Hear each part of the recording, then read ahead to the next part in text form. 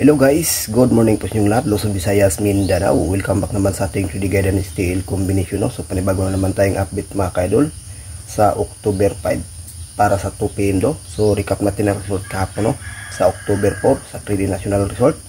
Sa 2 PM is 608, sa 5 PM is 669, 9 PM is 832, 4D 9030. Mindanao area, last 2 is 30 mga kaidol.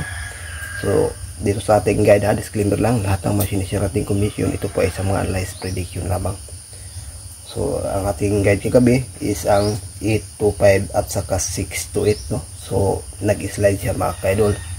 At ang ating special base naman na 526, so hindi pa rin swerte natin. So mubun tayo sa pang at 2 PM draw at 2 combination lang po ito mga kaidol. Unang guide natin is a 624,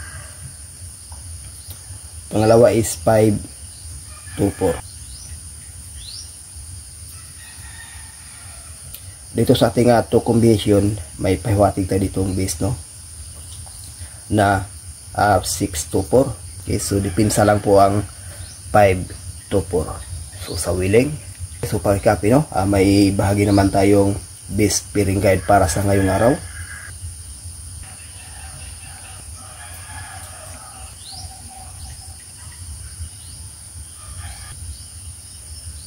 Ito ang ating best pairing guide para sa ngayong araw sa Stuart Race National at sa Mindanao area, last to pwede rin to i-copy. May bahagi tayong unlucky pick.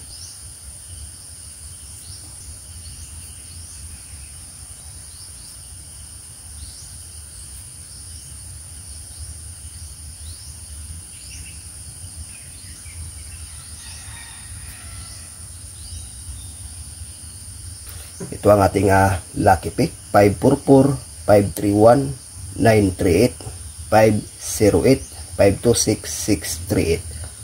Dito sa ating 6 combination, may best side ditong 638. Yan mga kaidol, hopefully ito pa ay hindi mag-slide at maswerte naman sa ngayong araw. Sa gustong mag 1 combination itong 638 mga kaidol, dito sa line of 3 sa baba, ting positive ako mga kaidol, may pa-sure tayo dito na lalabas sa ngayong araw.